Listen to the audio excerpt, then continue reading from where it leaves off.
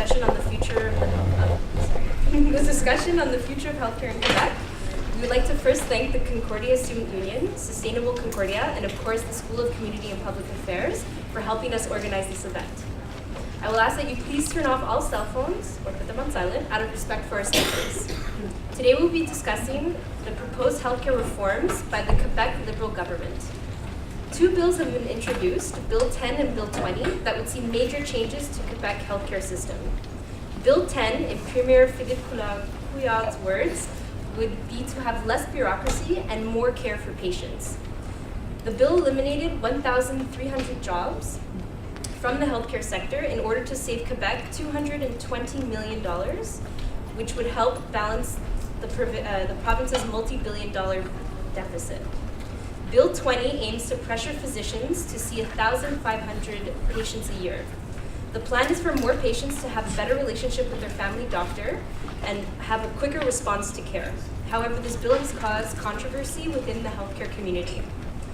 Our panelists will be sharing the organization's concerns, opinions, and their actions towards the planned transformation to Quebec's healthcare system.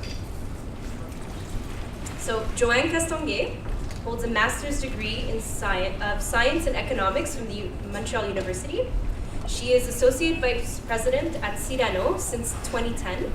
After 8 years of providing consulting services as a general economist, she has been developing, managing, and realizing economic research projects in the healthcare sector since 2003. Jeff Begri est travailleur social.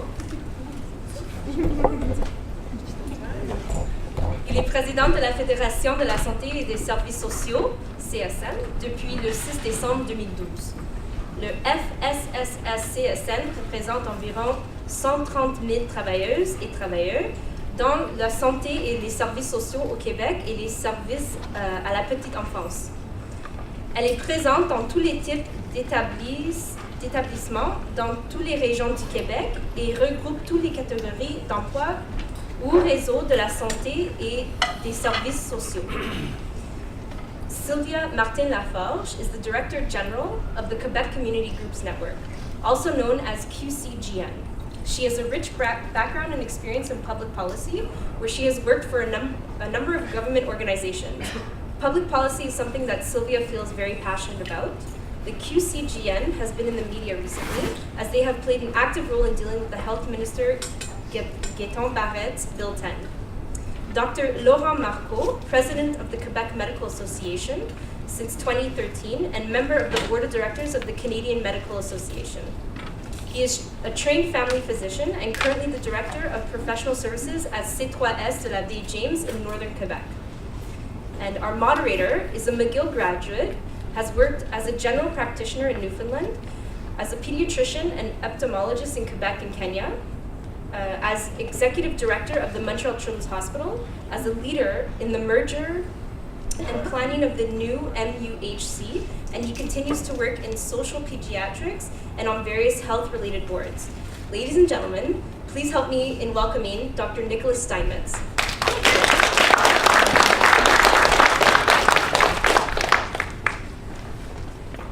Well, welcome, and I'm glad that there's so many of you here to help us discuss this very important legislation, which is aimed at improving things for the population. As to whether it actually can accomplish this is something that we will discuss. And that there are many different opinions about this. So what we plan to do is there will be 3 questions to begin with. So we'll read one question, and each panelist will in due course address them, one after the other, and you can start in whatever order you wish.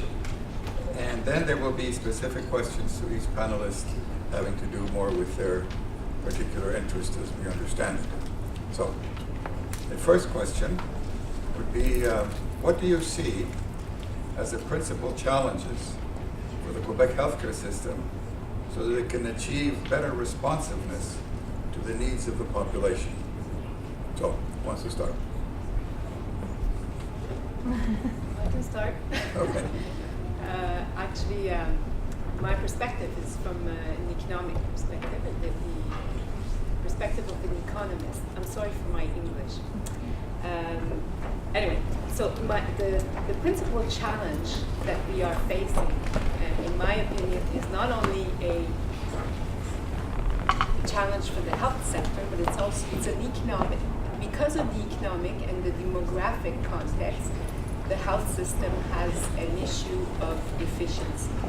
So what I will do is I'll present to you a few slides to show you the health system into the economic context. So as we all know, the healthcare expenses have been growing much faster for the last 20 years than the GDP. So that means I have to speak like that? Yeah. Okay, is this better? Yeah. Okay, so this means that slowly healthcare has been getting a greater proportion of the government budgets. Also, we know that in the present context, we have an economy that we haven't been managing properly, and the service of the debt has also been taking an increased portion of the budget. So we have an economic challenge that is also facing us, also because of the demography, which is because of the aging of the population. That's another factor that slows down the growth of the economy. So we cannot continue to let the situation go like this, and we have to decrease the growth of our expenses in order to be more in line with the rest of the economy, so that we do not, so that the healthcare sector stops being a weight on the whole economy, on the economy as a whole. Sorry for my English. Anyway, on the next slide, what we see is the aging problem. So when the healthcare sector was put in place, we had 7 people working for each person in 65 years and older. This ratio is now 4 people of working age for each person 65 and older. In 2030, there will be 2 people. And when you take all people of age of dependency, so you include the 18 years and younger, you have just a little bit more than 1 person working for all the of working age for all the people of dependency age. So this shows that it's going to be very hard to sustain all the social programs. Beside this, on the next slide, what it shows is that as we have an aging population, we see that the costs are increasing with the age of people. So when we're talking about the aging problem, not only is the older population is taking a greater proportion, but the younger generation is going to be not only a smaller proportion of the population, but they're also decreasing in number. So the weight is very heavy on the young. It will be heavy. It's already heavy, but it's going to be even more heavy on the younger generation. If we look at the next slide, we'll see that today, the 65 years and older, they represent 16% of the population. They generate 17% of the revenue, but they are responsible for almost 50% of the costs. So as this portion of the population increases, if we keep doing the things the same way as we do them now, 50% is going to be even greater. And how are we going to provide services to the younger generation that we need to keep working?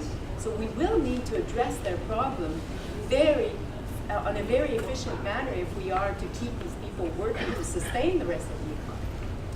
So just the last one, I was saying that the context will be very important, and it will make it very important for having an efficient system, is that because we could not continue injecting more money in order to get some more services, the only release we're going to get is going to be from efficiency. So if we do not have any efficiency, the system is just simply not sustainable. We haven't been very good at providing efficiency or increasing efficiency with the increase in funding. And if we look at the last slide I want to show you in this for this question, is we look at the expenses. They've been increasing at 4.2% on an average annually. And when we look at if we just look at the output, we don't have the appropriate measure of output, by the way, but the ones that we have are in terms of medical services and in terms of hospitalization or surgical services. And they've all been very stable in terms of number or increasing rate of increase. So this means that we haven't been improving efficiency. We haven't been providing more services per dollar. So that is my answer, essentially. My answer is, in the face of the economic and demographic context, our biggest challenge will be to turn around the system into making it more efficient. It's very, very clear presentation of what the challenge is. Maybe somebody else would like to address whether Bill 10, which is intended to solve this kind of problem, whether Bill 10 is in fact the right tool to do this.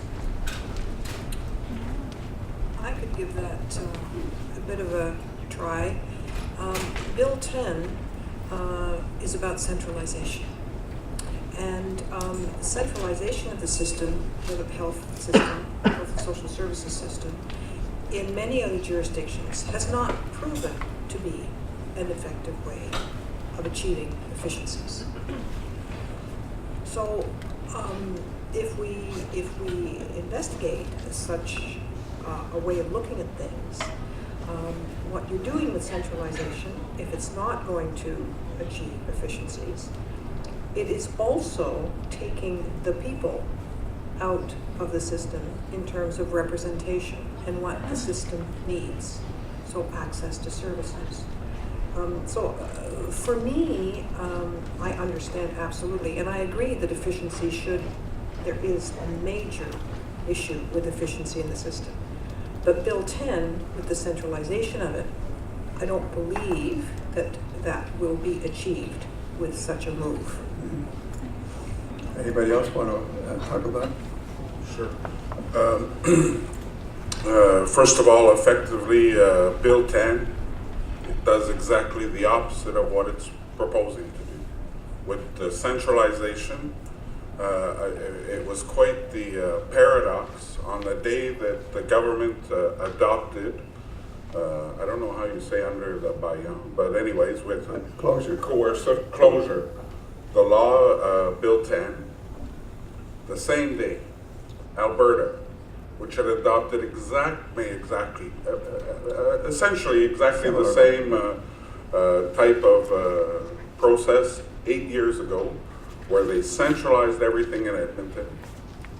The same day, Edmonton announced we're going to go back on what we put into place, because what we've seen is we can't make centralized decisions. There's an impact, especially in the regions, and it's a negative impact. Access to service is reduced. It is going to be exactly the same thing here in Quebec. That's inevitable. Marco?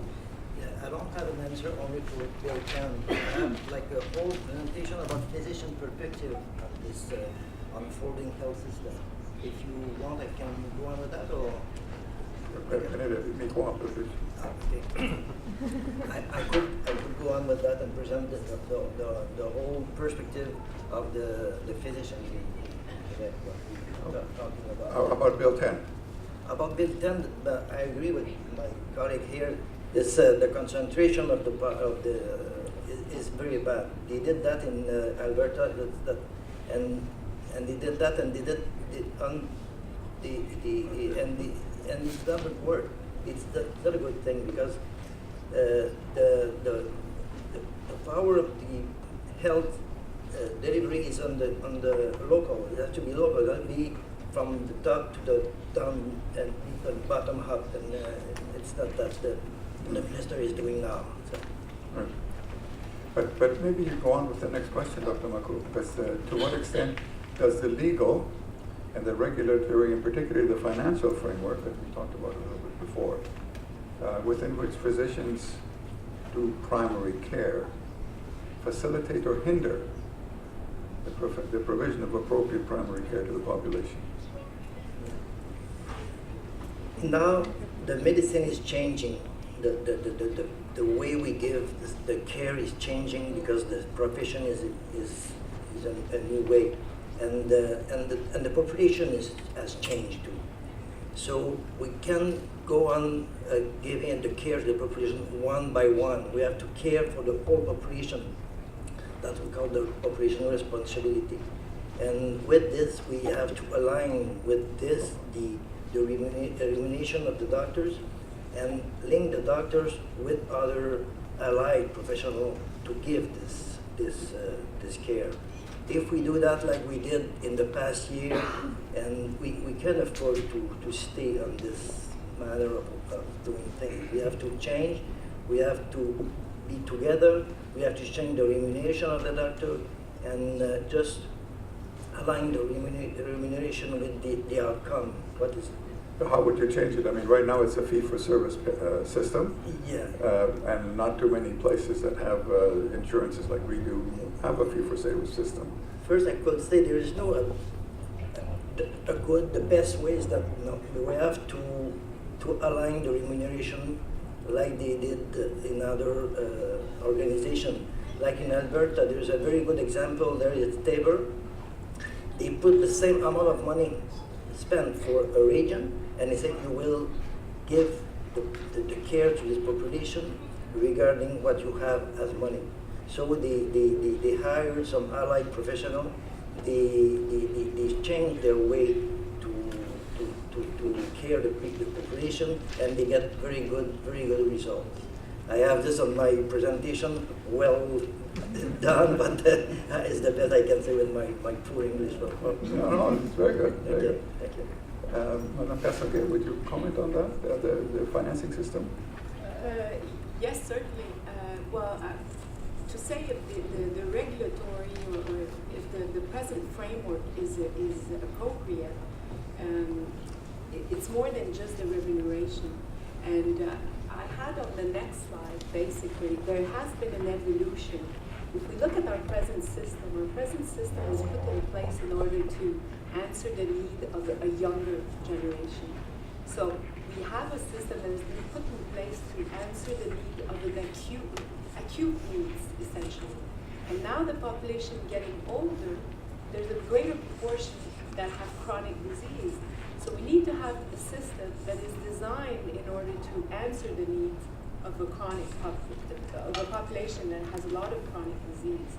Now, if we look at the evidence, we see that there has been knowledge that has been demonstrated. Actually, the knowledge has demonstrated, or the evidence has demonstrated, that if you organize your primary care services according to the chronic care management system, which so essentially would mean that your services are oriented towards prevention, you have an evidence-based practice, you have patient participation, you encourage your patient to participate, you have shared EMR, you have locally developed services and a unique point of access.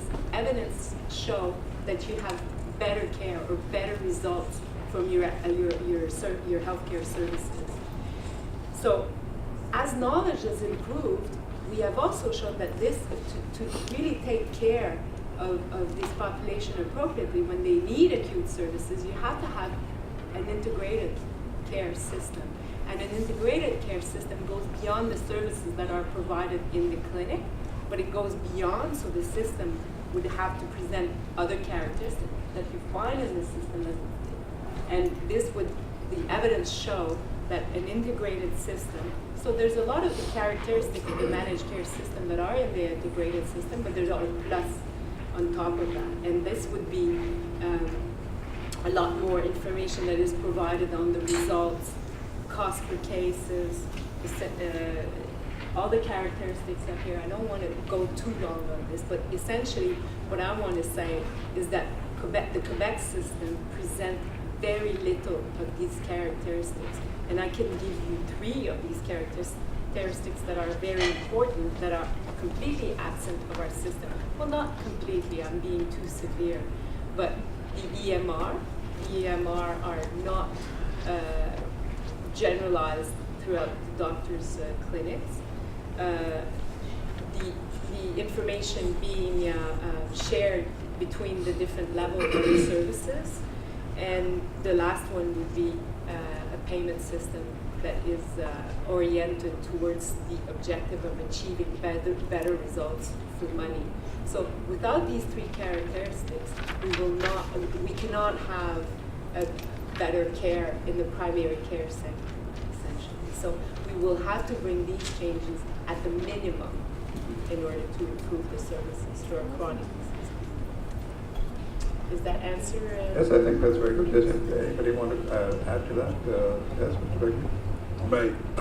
I agree about the part of looking at a more integrated approach to solving some of our issues.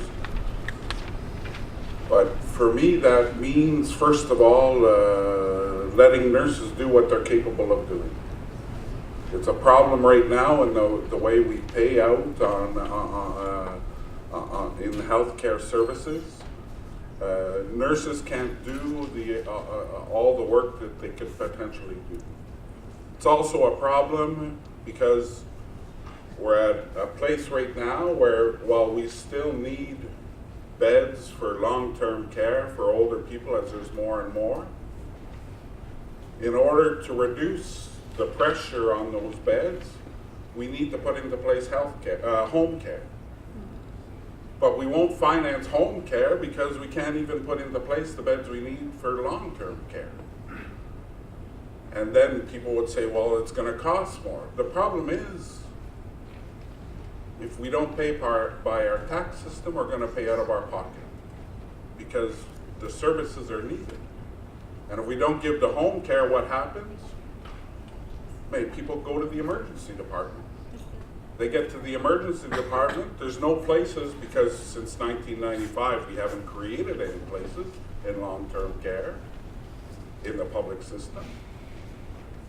So then they go into the critical care beds of the hospital, taking up places that cost way more than if we had just provided home care in the first place, that they wouldn't need them. So I completely agree with the integrated part of it, but there's a whole bunch of places where we could use what we have and we don't. And we won't, because everything goes into the emergency department, everything goes into the acute medical services, instead of looking globally and trying to improve things. The other thing is, when we talk about efficiency, we always come back on what we have to cut. But we never look at the revenue side of things. The other thing is, in Quebec, a huge problem, two of them actually. I understand that when we put into place public health care, the compromise to get doctors to get on board was a fee-for-service payment according to the Act. But there's a huge cost to that. The other place where we could do something major, and we never talk about it, the cost of drugs. We have more and more drugs that are more and more precise, and research is really costly, and so on and so forth. But with what we give to pharmacy companies, it's a huge expense that there's two things that just explode in the healthcare budget. It's medicine prices, pill prices, and doctor salaries. And not to say that doctors don't merit what they have, but I think if we went towards a salary payment of doctors, that would permit them to focus on what their expertise is, and that would permit them also to open up to let nurses do what they could do, as well as people that do home care. So there's a huge number of things we could do without adding a whole lot more money that would improve the system exponentially. Thank you. Dr. Maku. We think we should change the paradigm of the organization of the delivery of the healthcare in the primary healthcare system. What we need, and you know that, is an information support, EMR, not only EMR to record the data of the patient, but EMR to know the population we are responsible. Just a minute, does everybody know what EMR is? Electronic medical records. It's a software. It's a software done for putting the data of the patient and his medical history and all the what he had in the past and all that. And that is in 2015. We are late if we don't have it. We are the last. We are in Quebec in late on that. In British Columbia, 95% of the doctors have an EMR, and the EMR is a good EMR when it's linked with the hospital, when it's linked with the neighbor, because the patient is moving in the system, and all the information is in this EMR, and it saves time, it's effective. We don't, if we ask doctor to see 25 or 30 patients a day, it's a lot, but you have to have the means to do that. You have to need the tool to be able to keep time to see the patient, not only take his time looking for information in the paper and there and that and phone for this. It takes too much time. So we need that. We need that to know the population. How many diabetes I have in my clientele? How many? Who can that? Who doctor in Quebec can tell that? If he doesn't know, he doesn't know how to make his priority for his medical formation training. This training has to be oriented for what is his priority in his clientele. So that's a very important need we have in this information support and EMR and all that. And in Quebec, if government want we be more effective, more productive, we need this tool, because we spend 30% of our time looking for information. We call that administrative time. And what we need also is in interdisciplinary team, not put primary care workers together, have an organization, they can work together. So the doctor has the training and the competency to do what doctors do, not taking blood pressure and giving vaccination. That's the role of a good nurse, but she has to work with the team. Maybe we need some, you see that in English, nutritionist?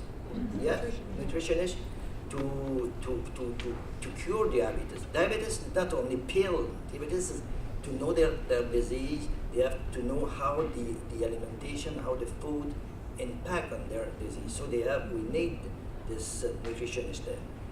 And doing that, we can pay the doctor a fee for service. If we pay him fee for service, he will do a job with the patient and receive the payment. And we just know he has to be linked with all these things and be paid for the outcome.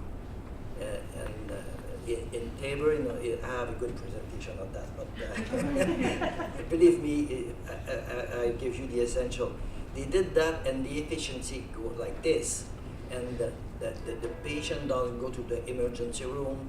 They go less to the hospital. All was improved. So at the end, what is important in that is a collaboration with the minister. He can know what is primary care. He is a radiologist. He is a politician. He could ask people who knows that, like us in Quebec Medical Association, because we are an association of reflection. We are not union. We are there to help the doctor to help their patient. So we can, with our reflection, give and look to the experience of in other province where they succeed. They have good succeed in other province. Why not looking at that and invent? And what he is doing now is just putting the faster to see the more patient in it. It doesn't. We won't have any good health outcome with that. We can just accelerate the chain and give some good tools to the professional health professional to do that. So I hope it is still what I meant, but I think we need these three information tools, interdisciplinary team, and a new way to pay those who do that. It may be a part of fee-for-service for some small thing, but as a whole, it's a payment for the team, and the team share what they do, and they decide on a local basis how they want to be paid.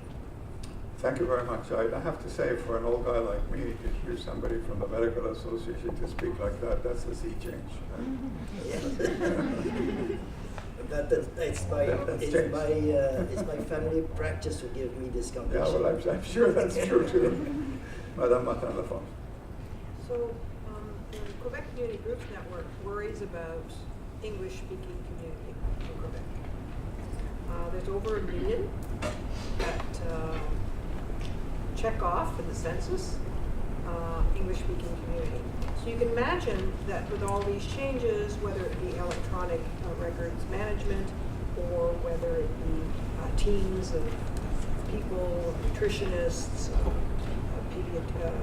whether it be doctors or nurses or specialists in the healthcare professional, we worry in the English-speaking community that these services can be available to our community in English. That means, you can have bilingual folks giving services who are francophone and speak English well enough, but there has to be an understanding that for our minority community, they have access to all health and social services.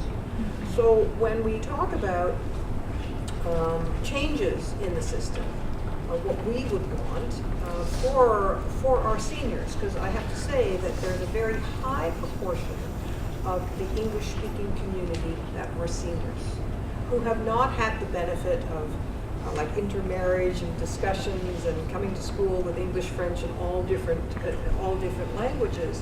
That for us, that percentage of elders are still needing a lot of service, and they don't all live in Montreal.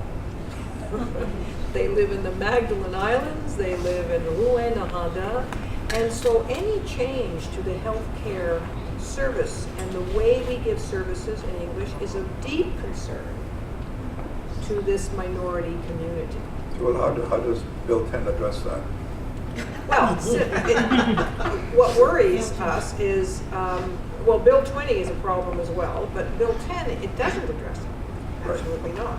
And so our concern is that when you have centralization or you create mechanisms for services or records management or whatever, that you haven't looked at what you're doing in the context of a minority community and cultural communities. You just put everybody in the same boat and just rammed it through, like Bill 10 was, ramming it through.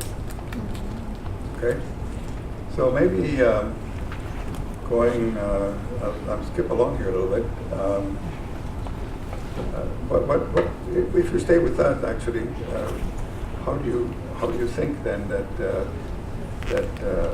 Bill 10 will affect the groups you represent?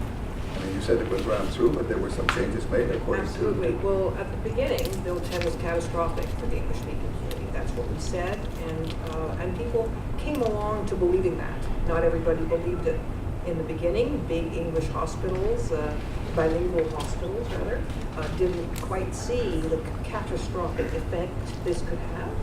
And so there were many, many gains as a result of the work that a group of very dedicated people put towards changing Bill 10 in legislation. And one of the big areas that you folks live in probably right now is in Montreal. So bilingual status, bringing institutions together under two areas, were given bilingual status. At the beginning, there was no notion of bilingual status for any of these institutions. So that was a very big, an important change. The other important change was a gain, in fact, is that we have opportunities. We've lost our boards to our institutions. And what was very interesting in that whole debate around Bill 10 was that we tried to have common interest with the Francophone community around the issues in Bill 10. Some of our issues were very, very different, though, because of our lived experiential way that the English-speaking has dealt with institutions of the English-speaking community. They were built by the community, and the community wanted to maintain them. It's not quite the way it happened in la majorité francophone. These hospitals were taken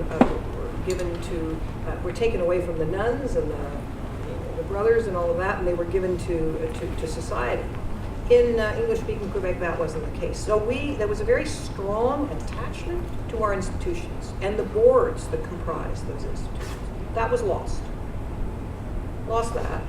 But some of the gains that were made in terms of representations on the boards of the CISs and the CIUSs replaced, in a way, our representation, our capacity to talk about our issues on the boards.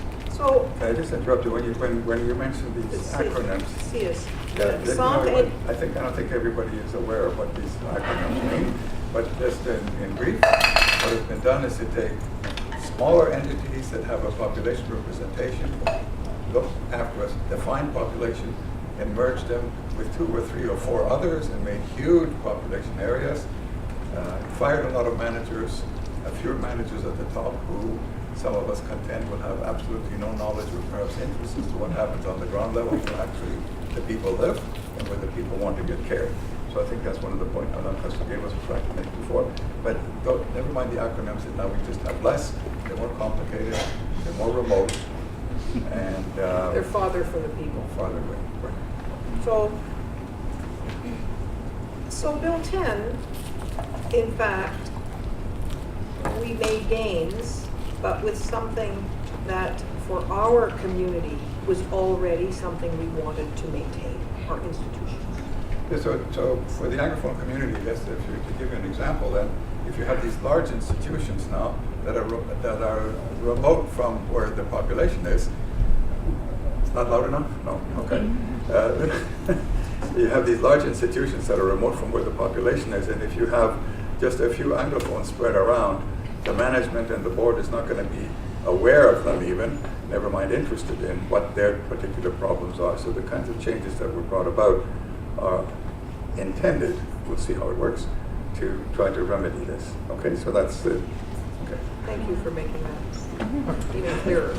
Mr. Begley, the primary concern of your organization regarding Bill 10 and 20 is exactly what? In short. Yeah, we could be here till tomorrow, but Yeah, but we won't. no, exactly. No. First of all, Bill 10, what we must understand is basically it's a McDonald's kind of approach. A Big Mac, when you buy it in Montreal, when you buy it in Saskatchewan, when you buy it in Florida, when you buy it in Japan, it is put together exactly the same way. So to have a centralized system that says every Big Mac has to be exactly the same in every McDonald's all over the world, it's easy to give the directions from a centralized point of view and do it. If there's one thing that we don't want to be like a Big Mac, it's our health care. We want our health care to be individual, to be considered according to what our environment is, to be considered according to what our needs are at that moment. It's not true that Barrett from Quebec can dictate everything. We have, as a health minister, in my opinion, a bully. I was at the meeting of the directors of the different, of all the establishments in Quebec, when the minister said to them, the ministry is going to decide, and you, the directors of the establishments, you're going to apply what we decide, and if you don't apply it, there's going to be consequences. We're going to put you in the corner. I thought to myself at that moment, if that's how he's acting with his friends who are the directors of the establishments, wait till it's our turn in the unions. But the fact of the matter is, Barrette can't dictate from Quebec what's happening in the CLSC and Notre-Dame-de-Grâce. He has no idea. There's two things that we didn't, that aren't explicit in the bill, but are clearly objectives. First objective, privatization of healthcare services. Everything that he's put in there is to make sure that he can dictate from Quebec what the means are. And he's opened up the place for contracts immensely within the bill. And it's just a couple of lines. So nobody notices it. But the fact of the matter is, the minister has reserved for himself the right to say, okay, if the public sector isn't doing it, and once I starve them enough they won't be able to do it anymore, then I will have the right to name the company that's going to do it in their place. Obviously, a second thing, and for most people that are outside the public sector, no big deal. But the second thing, and it goes to the efficiency of the establishments. Because what they said is we're going to eliminate the bureaucracy. They said exactly the same thing in 2005 with the Bill 30, when we already had huge mergers, closing of hospitals, and exactly the opposite happened, the bureaucracy increased. It's going to be exactly the same thing this time. So there's a huge problem with Bill 10. Bill 20, it's the same thing. We're going to encourage exactly the opposite of what the stated objective is. And because he has a very, as far as I'm concerned, demagogic discourse that people buy, because all he's saying is we're going to eliminate the bureaucracy. But unfortunately, what's going to happen, and if you've been following closely the news, tomorrow the regional health boards close, all of them. There will be no more after tomorrow. We represent workers in the regional health boards. Most of them today do not know what they're going to do tomorrow. As a way of doing things, it's completely the opposite of what was needed in the healthcare system. And with the mergers of each one of the hospitals and the CLSCs and so on and so forth, what's going to happen is, the other thing is, everything's going to be concentrated on medical in the hospital. And social services, youth services are going to take a huge hit. But we don't talk about that because we're going to save money in the bureaucracy. And the only thing that matters for this government is equalizing the budget. And the only way they want to equalize the budget, equalize is not the right word, balance the budget, is by cutting services. Right. Well, I think you have a point. So, but Madame Castonguay, for you, perhaps. So, to take on from that, how plausible is it really that Dr. Barrette will be able to save $220 million? Well, if Dr. Barrette decides that they cut the money that they're going to send to the region and they cut 220 million, they will, and they will save it to that end. But it doesn't mean that it's going to cost less to the organization or the region. It's going to, that they are going to have that much less in cost. So they in turn, they could turn around and diminish the services in order to balance their own budget. So it doesn't mean that it will happen that way. Yeah, but since he's also saying that services will not be affected, he will save all Yeah, that, but services will not be affected. So, I mean, is this? I can't tell you if he's going to succeed or not. But if he decides that he sends 200, all I can tell you is if he decides that he sends less money, he's going to send less money. But the only thing that I can answer to that one. But the services will not be the same.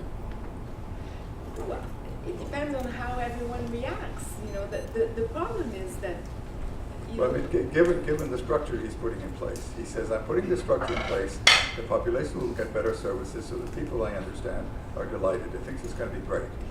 And he says, oh, and on top of that, I'm going to save $220 million, so everybody says this is fantastic. well, I think that the question that I have is like a little bit too shortcut, because if I go exactly to that answer without saying what I think of the bill, is kind of you know, half answer, in the sense that, you know, you cannot expect that there's going to be a short answer to the system's problems. You know, we need a certain amount of mechanisms put in place in order to achieve better results for money. I have a feeling that he's putting in place some of them, but the process in which he's doing it is the wrong process. And he hasn't presented what his vision is. So of course everybody's freaking out. You know? And he hasn't answered, he hasn't given a plan on how these changes were going to be implemented. So it's very hard to understand where he's going. But the fact that he's diminished from 16 regions to 5 regions, this is completely in line with what is happening everywhere else in the world. There's no other place in the world where there's this proportion of population to the number of regions. You know, we have well over the amount of management and organization than anybody else in the world. So cutting that is a good idea, but you need to change your roles. Like, for instance, another thing that is being changed, you know, we're talking about the fact that he's centralizing, and the problem is centralization. Well, the objective of Bill 10 is not centralizing. He is doing it. I'm not saying that he's not doing it. He is centralizing power. But really the tendency that we see is that the ministry, their role is becoming less and less. I'm talking everywhere else in the world. Okay? The role of the ministry is less and less to say how to do things, but it's more and more define what the objectives are and give the means to attain these objectives. And that should be also the objective of a board, being a board of a CISS or a board of an organization, a private organization. Any board should have as a role to define what the objectives are and making sure the organization have the mean to reach these objectives. But in our health system, we confuse these roles, and we confuse the boards, the ministry. Everybody has the role to say how to do things. So of course we have multiplication of bureaucracy and this and that. But and if the payment system was organized differently, and the transfer of money was done on a different base, basically, and then I would have to give you a lot more information on the payment system. But if it wasn't a budget system, but it was more result-based or patient-based, then there would be a transfer of responsibility, and the organization would want to become more efficient in order to be able to provide the services for that money. So those are changes that needs to happen and are not happening. So we don't have objectives, and we don't have financial incentives either to get to those We objectives. do not have the financial incentives. And the incentives should come not only from the money, but also from the information. That's the other big problem that we have. One of the things that we don't have here is we have no idea how much it costs to treat a patient. So we have no idea if we are better in this hospital or we're more efficient in this hospital than we are in this hospital.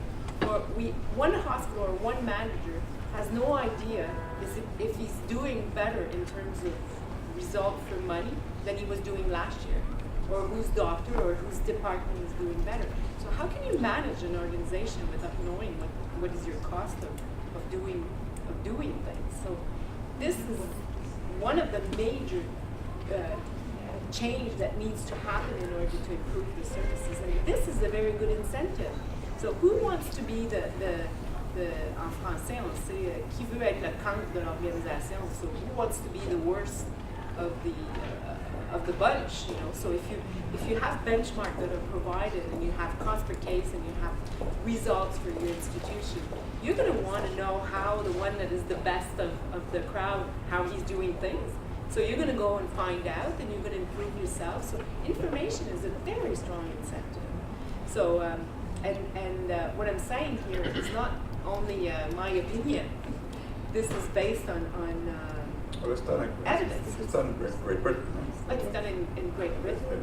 I've seen in Denmark, Great Britain, they changed not only the information that they're providing, but they changed also the payment system. But I've seen in Denmark, they started with the information system without changing the financing system. And just with the information system, they've got an incredible increase in productivity. It was just amazing because they knew how to manage. They knew where they were losing money. So, you know, and also there's a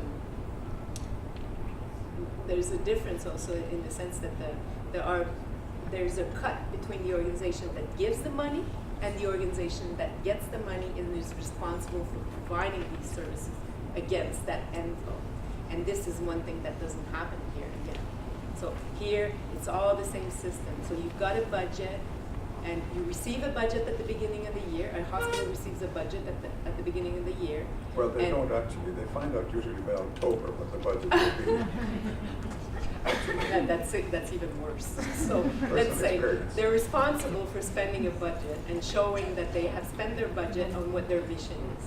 So as long as they can show that they've spent the money on what they're supposed to do, they've done their job.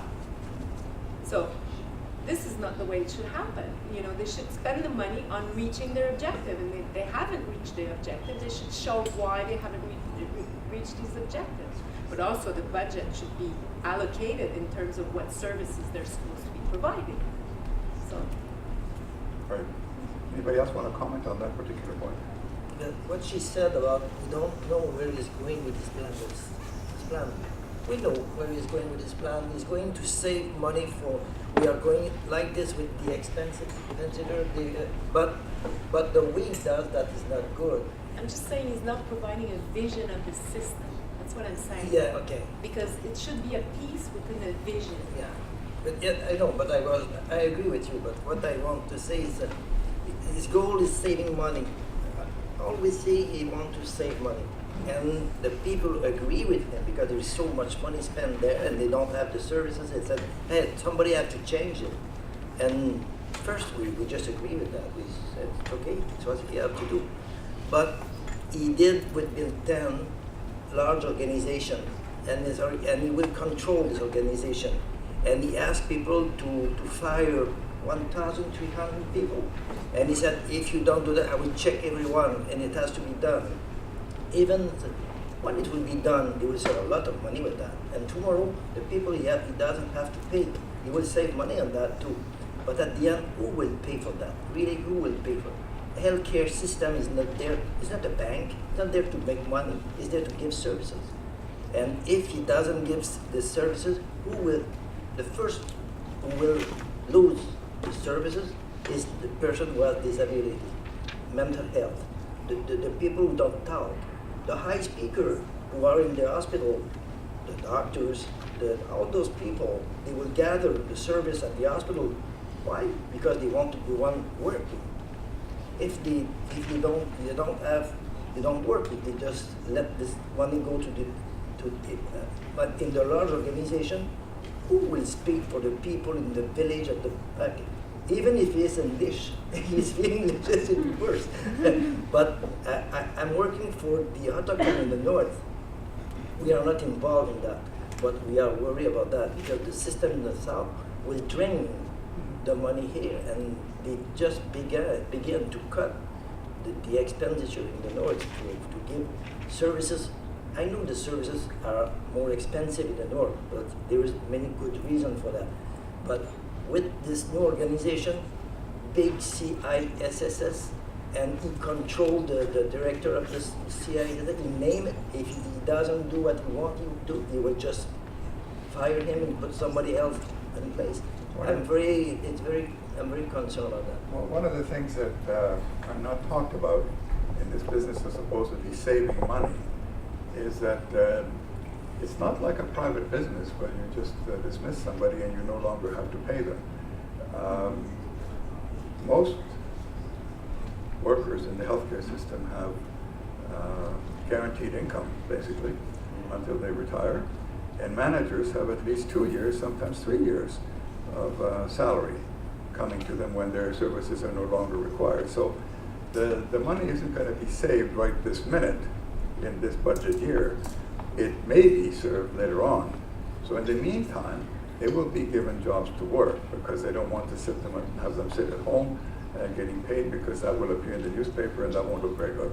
So they will be réaffectés. They will be doing other jobs in other organizations during that time. And if they refuse to do that, then they lose the benefit of the year or the 2 years. So it's really very nefarious, or it's kind of Machiavellian, you know, but the population doesn't understand this because it's too complicated and it's not been explained. The goal is do better with a little less money than we expend now, but do better. Not save money for saving money, do better, and to make better organization. Make the doctors and the first line services responsible for the population. Not have a big organization, but have little organization who knows who are the patient, who are the people, and what they need. And then we will, I think it's the key success is there. Right. But maybe if you take a capsule answer, if you were drafting Bill 20, what would you do? You're now the minister for the next 5 minutes. An organization like population responsibility, and ask a region, not a very large region, but a region who knows himself, and say, what it costs $9 million.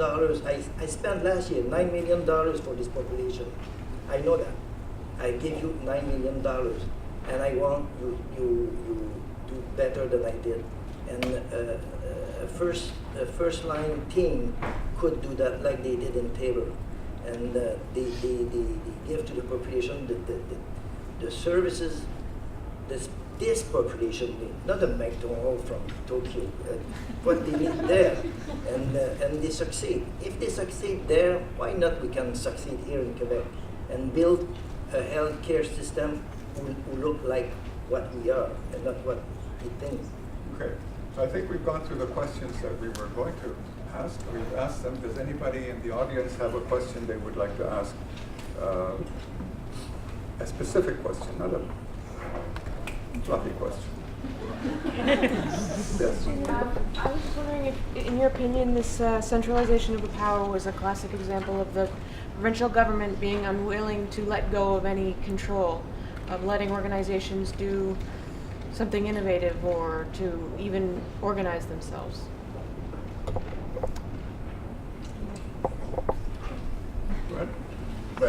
Once again, I think the objective, the stated objective, is not the objective of the government.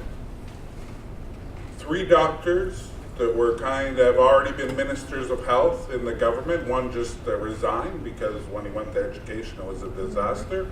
But that having been said, the 3 doctors that are there, Philippe Couillard, who has a large experience as a doctor in the private sector, first of all in Saudi Arabia, and when he resigned as a Minister of Health, worked for a private healthcare company to prepare him for his prime ministership. Dr. Barrett, he's got the financial aspect. When he left the specialists, after negotiating a 67% increase in their wages, just after he was elected, got a $1.2 million leave because he let, yeah, bonus, whatever, for what he had done for the doctors, the specialists. And Bolduc, same thing. While he was in opposition, saying he was taking care of a full patient load and getting paid a full patient load, these guys know how to take care of themselves. And their objective, it's clear. It's the privatization of the healthcare service. And if we have any doubts, we'll see shortly. And the way, I'm sorry, doctor, when he said that as far as the way that things are placed right now, not only does he name the director and the assistant director, but he decides what their salary is. And even before the law went into place, we saw at the CHUM, he was going to decide who the director of the Department of Surgery should be. And he was willing to play poker, to tell the Director General it's him. And don't forget, on Friday, I'm naming who the new Director General is. I'm clear. I don't want to absolve the political class on this one, for sure. But I think we have to also understand that there is deep knowledge of and wanting to approach this issue in health and social services at the ministry level. There have been there have been many reports coming out of the Ministry of Education where the civil servants of the Ministry of Education have had views that are not dissimilar from this type of work. So maybe it was this time, the alignment of stars, where civil servants in a very powerful ministry, important ministry, and powerful civil servants were able to support a minister in what he wanted to do and what the ministry wanted to do. Because my understanding, and that's from a long line of people that I've been working with over the past few months on health and social services policy, that this was not something that wasn't bubbling in the Ministry of Health for a long, long time. And there were many reports that kind of pointed to this kind of thing. Okay, any other questions? Yes. Thank you for coming in. Thank you. So I'm just wondering, we talked about privatization, and actually I was wondering, how can we maybe try to modify that system? Because as we see in hospitals, for example, where there's a lack of pharmacists, for example, we go into the private sector to balance the need in the hospital. The same for operation, the bloc opératoire. We go to the private sector when there's not enough, il y a pas assez d'infirmières, par exemple, dans les hôpitaux. So we go to the private sector to get them. So how can we try to maybe modify that, even though, as mentioned, our ministers and our M&As are probably going towards that, but is there a way now, if we speak with students that are studying in medicine now, to modify that sense and that mindset about going towards more the healthcare, the free or state-owned, compared to the privatization? So I was wondering if you could talk more about how we could resolve that issue. You're addressing your question too? To probably Mr.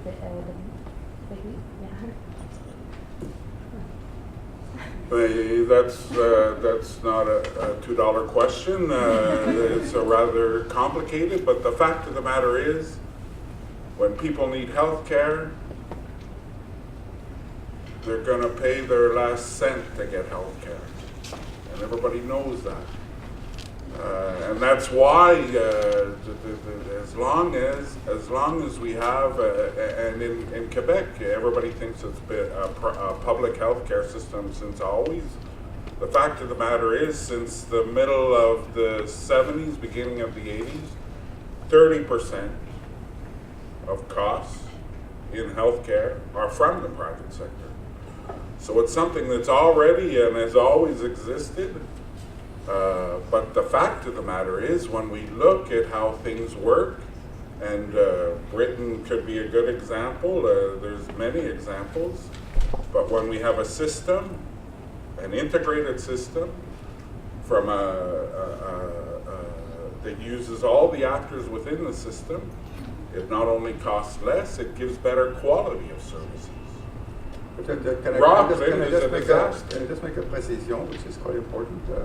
You said 30% of healthcare costs in the private sector. You have to be clear that you're including mostly dentistry, all kinds of other health professionals, from acupuncture to whatever, and drug costs and so on. It's not primarily medical care or hospital care or CLSC care or home care. That was true in 1980. It's a little less true today. It's still mostly true today. But the fact of the matter is, in 1980, you could never do a surgery without being in the hospital, a publicly paid hospital. Now, where we started, Dr. Couillard, when he was health minister, opened up 3. And with the law, the knees, hips, and cataracts. And since then, the rules have opened up more and more, and they don't have to pass the law anymore because they permitted to pass by the rules. And people more and more are insuring themselves in the private sector, those who can afford it. And those who can't, well, they wait.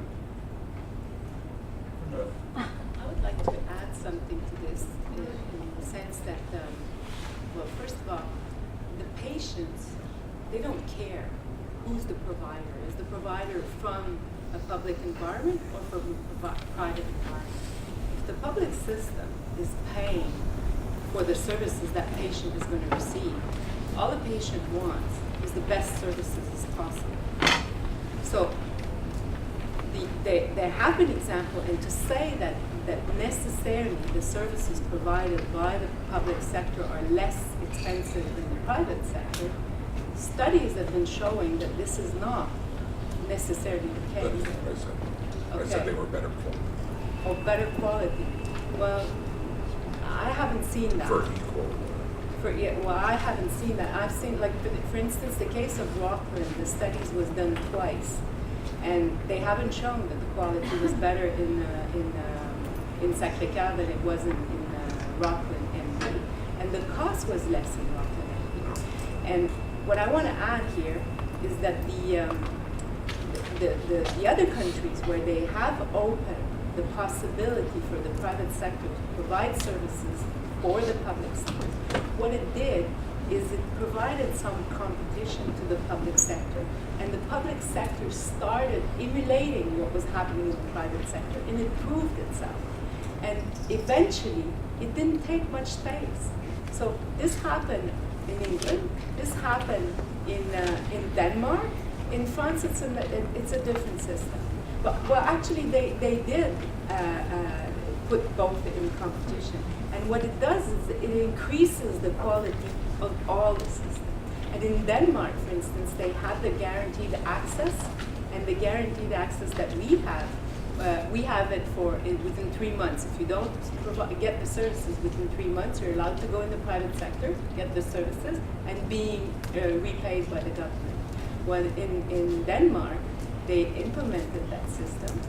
They made it a 2-month system, and eventually they made it a 1-month system. And at first, they had a private system that took some space, and eventually it retracted because it improved the services, the public services got improved by that competition. Right. Any other questions? Yes, sir. Hi. Sorry. What are the objectives of the administrative work in the hospital, and are they effective?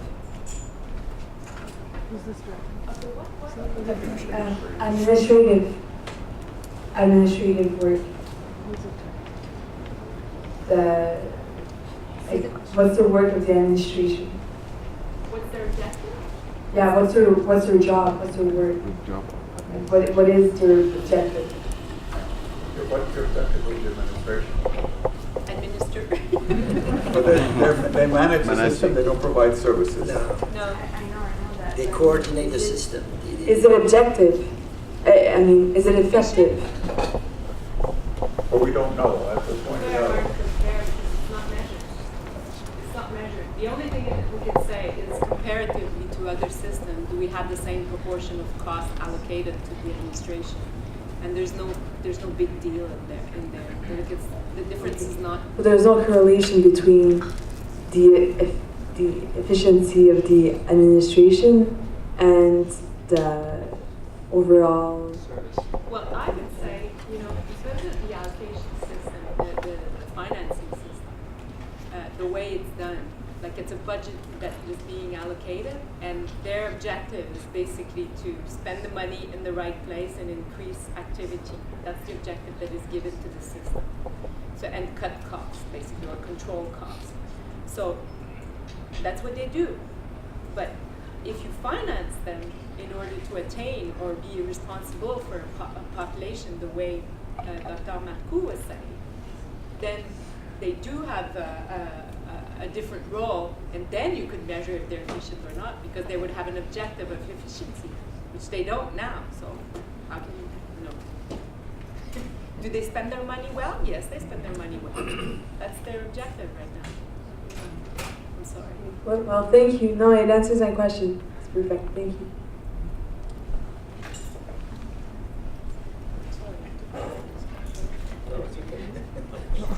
Yeah, bonjour.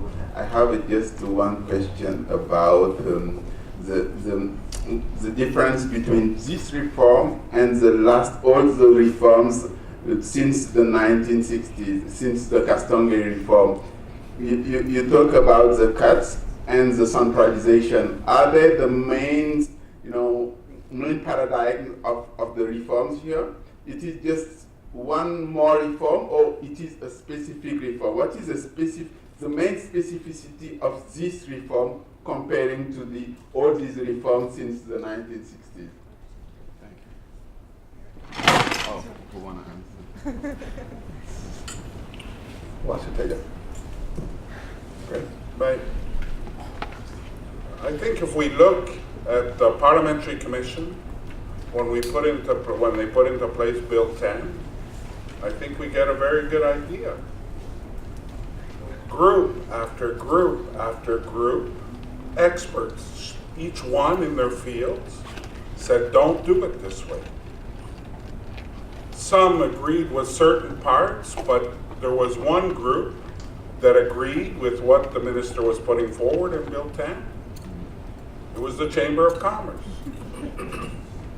Every other group had serious critics, including the specialized doctors, where Barrett came from, who were hugely critical of it.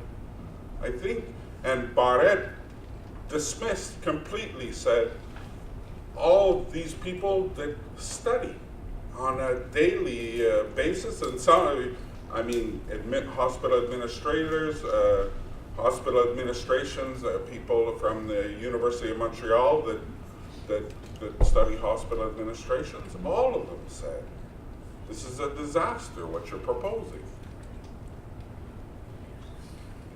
The big difference, first of all, there's not much difference between Bill 30 in 2005 and Bill 10. It's basically the same thing, just magnified. Since the beginning of healthcare, obviously we no longer have, because at the beginning, the federal government also had, he was responsible for 2/3 of financing. And since in the middle of the 90s that's gone out, that's put a huge pressure on provincial governments. So I think that the big difference is, instead of the shared Canadian responsibility, it's more and more a provincial responsibility. And provincial governments are having much more difficult time to take tax revenue, especially from the middle class, and they refuse to do it from people who would have the means to pay it. It's basically a cost-cutting, budget balancing bill. It has nothing to do with healthcare as far as I'm concerned. Should I add something to that? Is it really a reform what we are living now? It's not a reform. It's just accelerating the chain. He put quota. You have to see 25 or 30 patients a day. So I think doing that, the patient will, people in Quebec will be able to see the doctor. We don't want to see the doctor. We want to receive care from him. We don't want to see him. We want to be satisfied after we see him. And we had some reform in the past, but it doesn't pass through. Like Jean Rochon, when he tried to reform with ambulatory care, he thought with ambulatory care, he had more efficiency. The people will receive better care at home, better care without us being hospitalized. But that was a start for a reform, but it didn't succeed because they were just stuck on deficit zero at this time too. But at the same time, Well, that's exactly right. They closed hospitals to save money, and invested in home care, except they never did. Yeah, it's why he didn't succeed with that, because he didn't have the means to complete this reform. That was a reform. Now we should have a reform. Change the remuneration of the doctors. Put the incentive of the outcome of the care. But it's not a reform. I'm sorry, but it's not. Yeah, there was another question over here. Hi, I'm a nurse, and I'm quite interested actually to address this question to Dr. Marcoux. I studied nursing, I did my undergraduate in the early 90s, and nurse practitioners at that point in time were not very highly regarded by university nursing schools because it sort of defined nursing in terms of medical tasks. Now, it seems like in response to a need for family doctors, for primary health care practitioners, that nurse practitioners are much more valued by nursing, by universities, nursing academic institutions. And what I'm wondering is, from your perspective, because you seem to have your hand both on the sort of the national perspective of physicians as well as on your own practice and efficiency in your own practice, whether what the feeling is on the part of physicians towards more incorporating more nurse practitioners into primary health care, and whether you feel that that is one response to increasing the efficiency that needs to be increased, given that these bills have happened. Yes, there are many problems with them, but they're happening in response to the statistics that were presented to us by Pastor Blomgate that show that we need to do something. So are nurse practitioners one good response to that from the perspective of doctors? Yes, but yes and no. Yes, because if we put doctors and nurses in a silo, each one, it doesn't work better than it's now. We have to put interdisciplinary team, but we have to organize this team. They have to define what they do, what one complete the other. And yes, I said yes and no. My first answer is yes, because where there is nurse practitioner, when there is nurse, even if they are not practitioner, even if they are not specialized, when they are involved in the first care system, they add a lot of efficiency, because they let more time to the doctor to do what he has to do. And what the nurse does is better than what the doctor does when he tries to be a nurse, because a nurse is a nurse. And at the end, when we put the allied professional together, and they define themselves how to be effective, that they are asked by the minister in Quebec City, you have to do this, like that. No, it doesn't know the needs on the field. The local needs here is different than the local need there, and the professional, the first line team has to define what they want to do. And so it's why I'm advocating for interdisciplinary team, but they have to organize to be efficient, to be more efficient. What's that? Person over here?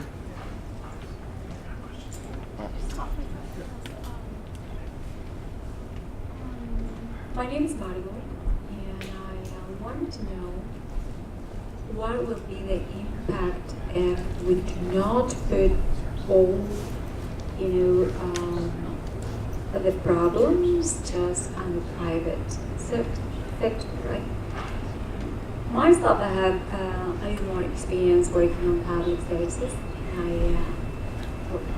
What I see today, I would like to understand much more the pro and the contras, right? I have personally somebody that I know. He's struggled with a lot of problems just trying to leave his apartment. This person can walk. He's unable to do some regular tasks as others, and also have some, problems trying to reach services outside, right? But just imagine that you're going to cut off services, home care services. And I consider myself personally, I was trying to help my family Can you just concentrate on and your my question? friends. Can you concentrate on your question? It's a long story. No. I just want to know if you consider that most of the cats go through these home care, especially for people that I see at home, what's going to happen if nobody can go and see them? How are they going to do to resolve their own problems? How are they going to get the access to, reach services outside if they are not able to do it by themselves? So they need somebody to do it, right?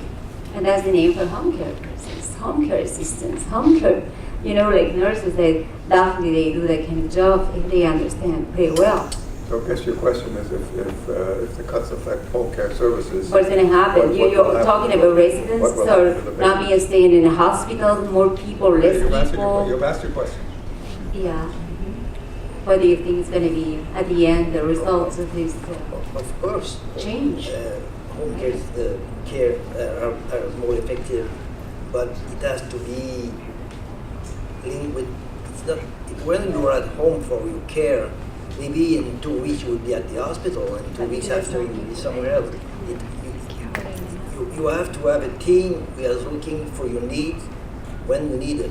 Like in Tabor, they have home care system also. They have home care, and when they do that with the nurse. But sometimes it's maybe somebody, not a nurse, maybe somebody, a helper at home to keep the person healthy at home. But we don't have to decide it in Quebec City for gas species. It's not the same thing. They don't know what it is. Like you said, I like your comparison with McDonald's. So, we have to adapt the system to each community, and the one who are the specialists of what the community needs, it's this team, that first line care team who is there. It's why I don't understand very well your question, but if it is more effective to keep people at home, that's right. But if you need to be at home, if you keep him at home and he needs hospital, it's not effective at all. I just want to add that if there's not enough services that are provided for the people that need the services, like either at home or in the CHSLD, which is the long-term care services. Instead to say yes to the hospital. So if there's not enough care for these people, what's going to happen is they're going to end up in the emergency services, and they're going to buckle, or can you say that? But cluster the create a bottleneck to the emergency. And then it's just going to be more of the same problems that we have now. And making it worse. So. But consider also the cost for emergency cars or people that have to be transferred by taxis or a different transportation. The problem, I think personally, to move one problem for another, maybe it's not going to help for that kind of clients staying at home or residents, because they are not allowed to do other things by themselves. That's my question. What are we going to do? What's going to be the, in the future of home care or, health care for these clients? How are they going to manage that problem? It's very hard to understand. You can't, exactly especially what we're these people trying. that work I with think, them. let somebody else ask the question. You've had your turn. There was somebody here, did you? Yes. Hi. Hello. So first I wanted to say thank you for coming and presenting to us, because healthcare is a really important issue that no matter what touches every single person in this province. What I'm wondering though is, Gaston, you mentioned that information is power, and in situations where physicians were given that information, they were able to perform better. What I'm wondering is, in a case like Quebec, what is preventing us from moving from a system where we have information? Is it a lack of political will? Is it a roadblock within the medical field? Like, it would seem to me, as a young person studying at a university, that you would want to have as much information as possible. So is there a sense of why that's not happening here? There's a little bit of both. We really need to have the political will in order to do it and to say we're going to implement it. But there's also a little bit of resentfulness from the people that do not like to be compared, and they're scared to be pointed if they don't have the appropriate performance. But once you go over, the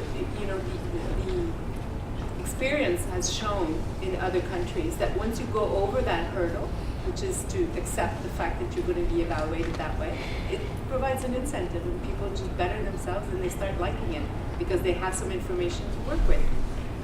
So what's missing? So actually, and what's missing? The political will and the investments.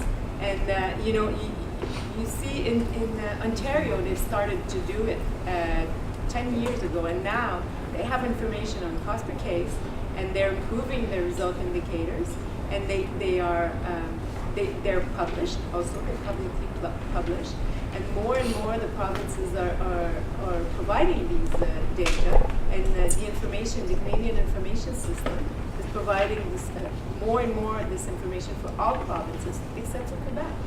So it really is political will to do it. Quebec did not want to participate in the national program. They said they do their own. They started.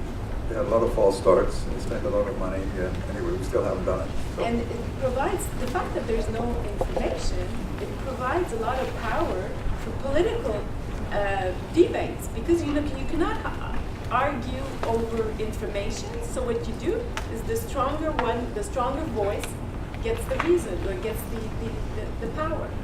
And maybe, if I can, as a follow-up to that, then what can we do as possibly people that want to be part of an informed citizenry? Like, what do we do then to force that political will? Because I think healthcare is just an issue that keeps coming up, and there comes a point where you feel like you're banging your head against a wall. So what is it that we can do, right? Like, what can we do? Well, democracy is a messy process.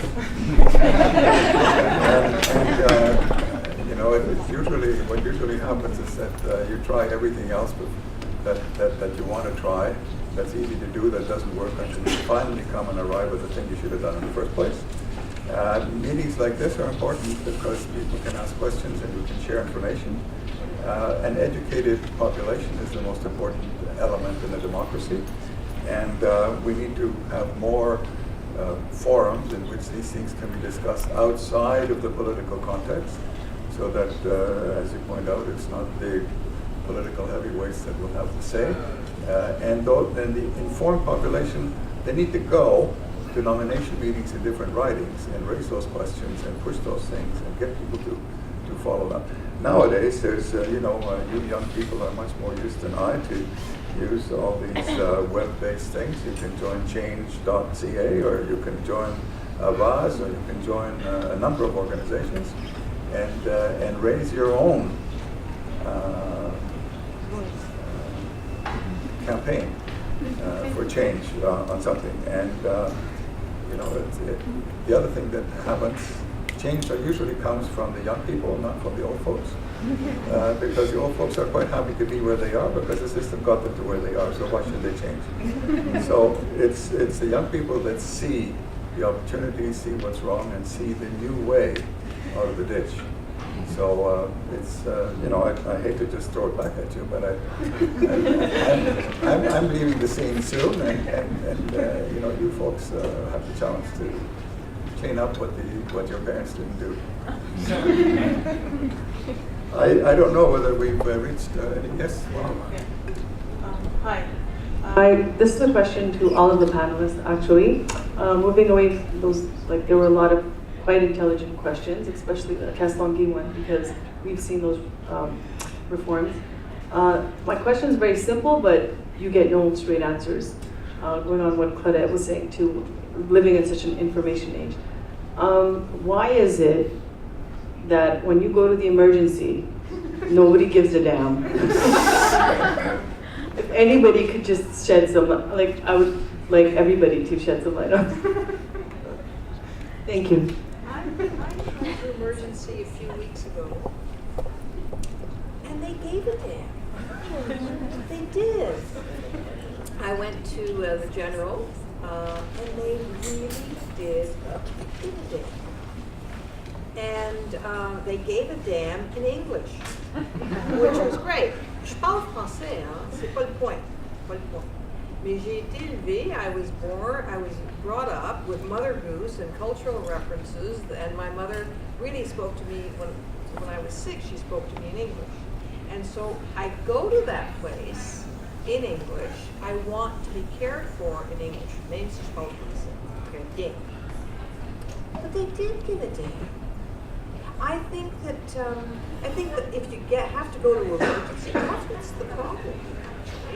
It's all of the primary care. It's that is so difficult to get in. I'm going to end this here. I haven't got a family doctor. But when I went to emergencies, they gave a damn, they took care of me, they spoke to me in English and made me feel really important. So I'm not sure, it's hard in emergency probably. I know people stay in stretchers and all of that. But I cannot tell you how much I felt that while, it was not, it was crowded and it was like chaos, that people gave a damn. And that's what's so incredible about this crisis in the health care system, in my view, in English or in French, that doctors, the nurses, all the health, they really do give a damn. So how can we help them not be in chaos all the time? So I didn't mean to not agree with you, but I mean, I had an experience recently, and I was really touched and quite taken aback by the people there on a Saturday night. Okay, well maybe... Just got one more question. Okay. This will be the last question to wrap it up. This will go directed for Dr. Macru. Anyone can address it. But specifically the issue with family doctors and finding a family doctor in Quebec. I know Bill 20 is trying to address that. And how realistic is it that, in the next 5 to 10 years that the citizens of Quebec will actually have a family doctor? I think we will have a family doctor in Quebec the same way they have a family doctors in Ontario or in British Columbia. If you give the doctors the means, the tools to do their profession. If the doctor spends his time 30% of the day looking for administrative files and we want to, what's happened to this, we need this EMR. And also we need us to work with a team. That's very important. If we work with a team, we are more efficient. Because doctors spend most of this time doing things, it's not his own profession. He's doing something else. He try to help his patient, but he spend his time doing that. And we have some particularity in Quebec. We work in hospital. There is 40% of the time of the family doctor is spending time in hospital, and this it's not what he does is not bad. But if a young doctor start to work in a hospital and he like it and he spend for 10 or 15 years doing that, he can go back to work follow his patient in this office because he lost his ability to do that. But I'm quite sure doctors in Quebec has the same incentive to give to the patient what they need, but what they want now is more like in Ontario. There are a lot of nurses working in clinics. Here, if for one clinic 5 or 6 doctors, there were 1 nurses. 1 nurse for 5 doctors is better than nothing for sure, but it's not enough. And they have others allied professionals in the other province who help them to do their job. And for sure we have something to do too. We have to question our professionalism also. We have been managed by the union in the past. And I don't want to criticize my union, but because sometimes we need them. But they just negotiate increase of salary without I would say that without have to give to respond to what we are doing. When they decide, we just subscribe for a patient, 1 patient, 2 patient, and if there are, and it give $100 each time. They never said we have to follow this patient. We have to subscribe to him. What's happened to Dr. Bonte? He didn't. It wasn't illegal what he did. He just has to subscribe patient one after the other, and he didn't have the obligation to follow the patient. It's not in the sign. But we have to have a good question of our professionalism and say, oh, just wait, and we have to respond to the need of the patient. Okay, well, thank you. If I can just summarize some of the main points that were made, and I guess most of the points that came up are those that are not being covered by this legislation, which I suppose is just an important comment to make right off the bat.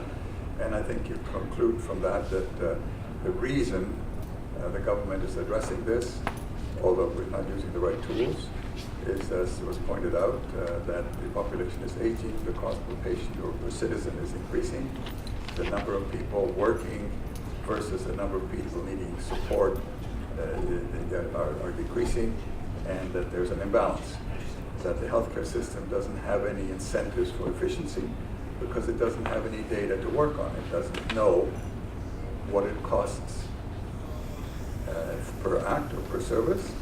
It doesn't even know how many services it gives per cost or per expense. A physician, as Dr. Macron pointed out, has absolutely no clue whether most of his patients are diabetics or hypertensive or psychiatric patients. He just doesn't know because the data is not there. There's no incentives to quality because there's no goal as to what the quality should be, what the outcomes should be. There's no measure, therefore, as to what you're spending your money for. It's as if you had a household budget and you had absolutely no clue what you spent your money for, except that at the end of the year you were in deficit. And then you didn't know what to do next year because you didn't know what you did wrong. And worse than that, you didn't even decide what you actually wanted. So it's really a crazy system. And this legislation doesn't seem to address that. So as I said, we'll leave it to the young folks in the room to fix it next time around. Thank you very much for all of you.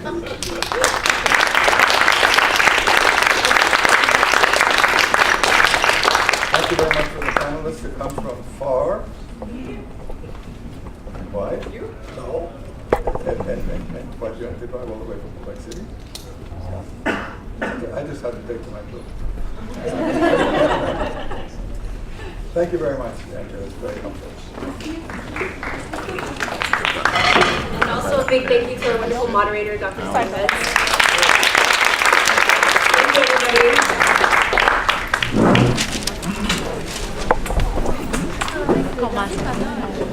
Ah ouais. Ah ouais, non.